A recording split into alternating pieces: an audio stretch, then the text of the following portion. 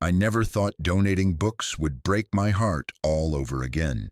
But there I was, standing in the university library with 3 boxes of Marcus's collection, trying to hold it together, when the young librarian behind the desk looked at one of the spines and his face went completely white. He whispered Marcus's name like a prayer, like a ghost he'd been waiting for, and that's when everything I thought I knew about my partner's life before me suddenly cracked wide open. Marcus died 8 months ago, pancreatic cancer, 6 weeks from diagnosis to gone. We had 13 years together, and I thought I knew every part of him. I thought I'd heard every story, met every important person, understood the shape of his life before me. But grief has this way of teaching you that the person you loved was always bigger than your understanding of them, always touching more lives than you could see. The books had been sitting in our spare room since the funeral. I couldn't look at them at first. Marcus was a literature professor, obsessed with early 20th century American fiction. Our house was basically a library with a kitchen attached. Books on every surface, stacked in corners, lined up too deep on shelves. He had this theory that books were meant to be touched and marked and lived with, not preserved like museum pieces. Every single one of his books had notes in the margins, underlines, coffee stains, dog-eared pages. They were artifacts of his thinking, evidence of his beautiful, restless mind. His colleagues took most of his academic texts after he died. His sister claimed his first editions, but there were these 3 boxes of books he'd kept separate in the spare room closet. Teaching copies, I'd always assumed. Books he'd used in classes over the years. I'd finally worked up the courage to go through them, thinking I'd donate them to the university library. Marcus would have liked that. He always said knowledge should circulate, not gather dust. So on a gray Tuesday afternoon in October, I loaded the boxes into my car and drove to campus. I hadn't been there since Marcus's memorial service. The English department had held it in the main lecture hall. 200 people showed up. I'd been amazed by how many lives he'd touched, how many students remembered a kind word or a challenging question that changed their thinking. But grief is selfish. Even surrounded by all those people who loved him, I'd felt utterly alone. The library was quiet that afternoon. Students hunched over laptops, the smell of old paper and new coffee mixing in the air. I carried the boxes to the circulation desk one at a time, my lower back reminding me I wasn't as young as I used to be. The librarian was maybe 25, with dark curly hair and wire-rimmed glasses. He had that earnest look that young academics get, like they're constantly on the verge of an important realization. I set the first box down and said I wanted to donate some books. He smiled politely and asked if they were in good condition. I said yes, though they're well-loved. He started pulling books out, checking the spines, making notes on a form. Standard procedure.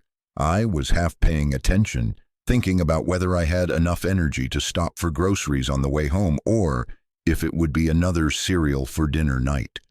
Then he pulled out a copy of Fitzgerald's Tender is the Night and stopped moving entirely, just stared at it. The book fell open naturally to a heavily annotated page. Marcus's handwriting covered the margins, that distinctive cramped script I'd know anywhere. The librarian's hands started shaking. He looked up at me with these wide, stunned eyes and said, "Where did you get this?" I told him they belonged to my partner, that he'd passed away, that I was donating his teaching collection. The librarian set the book down carefully, like it might shatter. He asked what my partner's name was. When I said Marcus Reeves, he actually gasped, put his hand over his mouth, his eyes filled with tears. "Professor Reeves," he whispered. "Oh my God, Professor Reeves." I'd seen this reaction before at the memorial. Former students overcome with emotion. I prepared myself to hear another story about what a great teacher Marcus was, how he'd changed someone's perspective on literature, how he'd written a recommendation letter that changed someone's life. I appreciated these stories, I really did, but each one was also a reminder of how much of Marcus's impact happened in spaces I never saw. But this kid, this librarian, he wasn't crying about a class. He was crying about these books, these specific books.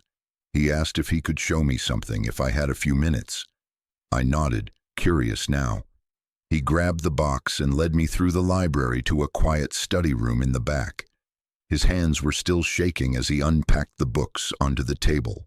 He was muttering to himself, checking inside covers, looking at inscriptions I'd never noticed. Then he told me a story I'd never heard. 5 years ago, he'd been a sophomore, struggling badly, depression, anxiety, the whole mess. He'd stopped going to classes, stopped leaving his dorm room. He was failing everything and couldn't bring himself to care. The university was about to put him on academic suspension. He'd decided to drop out, maybe move back home, maybe just disappear for a while. He felt like he was drowning and didn't know how to ask for help. One afternoon, he dragged himself to the library, thinking he'd at least try to write one paper, make one attempt before giving up entirely. He was sitting at a table staring at a blank laptop screen when someone sat down across from him. Marcus. They'd never met. The kid wasn't in any of his classes. But Marcus apparently had this habit of working in the library, and he noticed this young guy who looked like he was about to shatter. Marcus didn't ask what was wrong, didn't offer unsolicited advice. He just started reading, working on his own stuff. But after about 20 minutes, he slid a book across the table. "Tender is the night." He said if the kid was interested, he might find something useful in chapter 12. Then he went back to his own work. The librarian told me he almost didn't open it, but something about the gesture, the quiet kindness of it, made him look. Chapter 12 was heavily annotated in Marcus's handwriting. The chapter deals with Dick Diver's psychological breakdown, his slow dissolution. And in the margins, Marcus had written notes about mental health, about the courage it takes to admit you're struggling, about how the strongest thing you can do is ask for help. The kid told me he sat there reading those annotations and started crying right there in the library, because it was like Marcus had seen him, really seen him, without him having to say a word. He checked the book out, took it back to his dorm, read it cover to cover, reading all of Marcus's notes. Then he went to student health services, started therapy, got on medication, slowly started putting his life back together. But here's the thing that destroyed me. The librarian said he went back to the library a week later to return the book and thank the professor. But he couldn't find him. He didn't know Marcus's name. He'd been too lost in his own fog that day to ask, and Marcus hadn't introduced himself. The kid had spent years wondering about the kind stranger who'd saved his life, with a book and a moment of attention. He'd looked for him, asked around, but the campus was big and his description was vague. A middle-aged English professor. That could have been anyone. He'd kept looking for that book, hoping to check it out again, but it never appeared in the library catalog, because of course it didn't.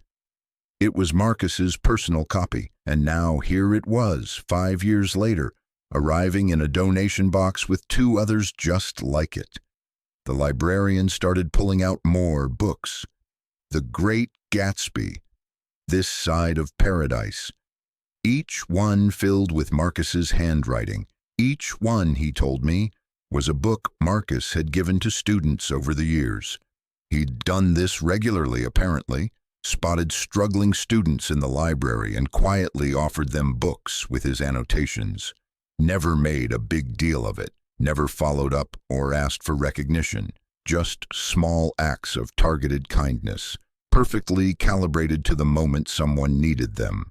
The librarian knew about this because he'd eventually told his story to a friend who told him about a similar experience. That friend had been dealing with a breakup, and Marcus had given her The Age of Innocence, with notes about love and loss and moving forward. They'd started asking around, quietly, and found 4 other students with similar stories. All of them had been given books by a mysterious English professor at exactly the moment they needed them. All of them had been too overwhelmed to get his name.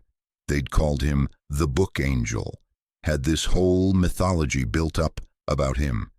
The librarian had been trying to figure out who he was for years, and now here I was with boxes of evidence that the Book Angel had been my partner all along. I stood there in that study room, looking at these books I'd lived with for 13 years, and realized I'd never really looked at them.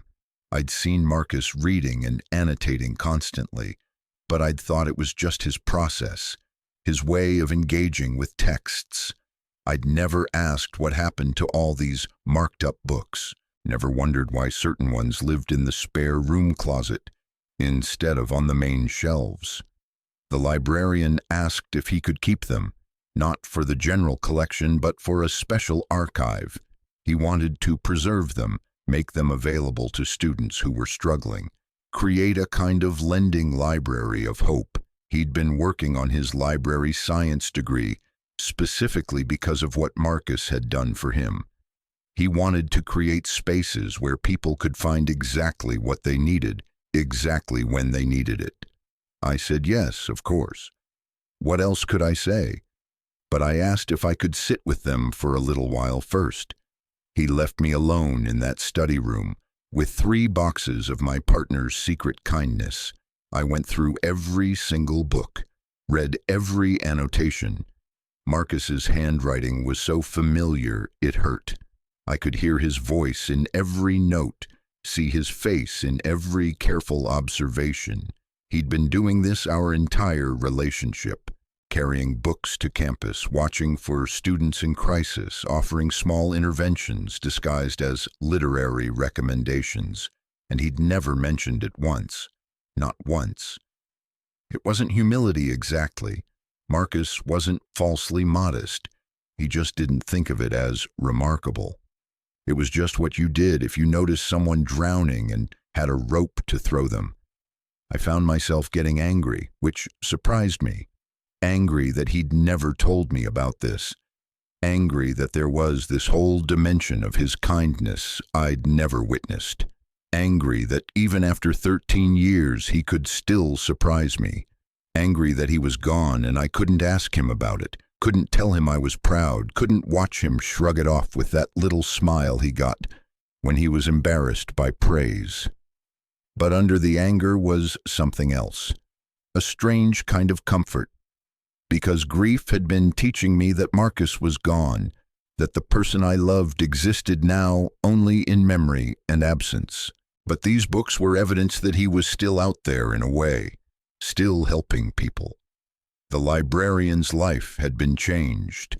Those other students had been changed, and they'd gone on to change other lives, the way kindness ripples outward in ways we never see. I sat there until the library started closing. The young librarian checked on me a few times, brought me water, didn't rush me. Eventually, I packed up the books and helped him carry them to wherever he was going to keep them. He promised to let me know when the collection was ready, said I could visit any time. He thanked me probably 15 times, kept saying he couldn't believe he was finally meeting someone who knew the Book Angel, could finally say thank you. On the drive home, I thought about all the things we don't know about the people we love. Not the big secrets, but the small kindnesses they do when we're not watching. The ways they move through the world, making it slightly better, slightly softer, slightly more bearable for strangers. Marcus had been doing this work quietly for years, not because he wanted credit, but because he believed in the power of the right words at the right time. I got home to our 2-empty house and made myself actually cook dinner for the first time in weeks. While pasta boiled, I went to Marcus's shelves and really looked at his books. Started pulling them down, reading his annotations. Each one was a conversation he was having with the text, with himself, with potential future readers. He'd been leaving breadcrumbs his whole life, hoping someone hungry might find them. The next morning, I called Marcus's sister and told her the story. She cried, But she wasn't surprised. She told me about how Marcus used to do something similar in high school. He'd leave books in the guidance counselor's office with notes for specific students he thought might need them. He'd been doing this his whole life. It was just who he was. I started going through the rest of his books more carefully, found more like the ones I'd donated, books clearly meant for students, filled with notes that felt like lifelines. I collected them carefully, took them back to the library.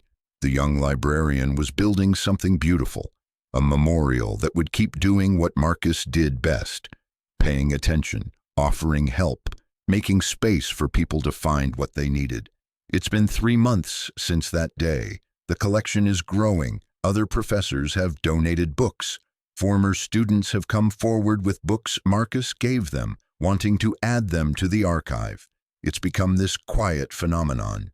The library dedicated a small reading room to it, put a plaque on the wall with Marcus's name and dates, and a quote he used to say, "The right book at the right moment can save a life." I visit sometimes, sit in that reading room and watch students browse the collection. Sometimes they sit and read. Sometimes they check books out. Sometimes they cry. I don't introduce myself.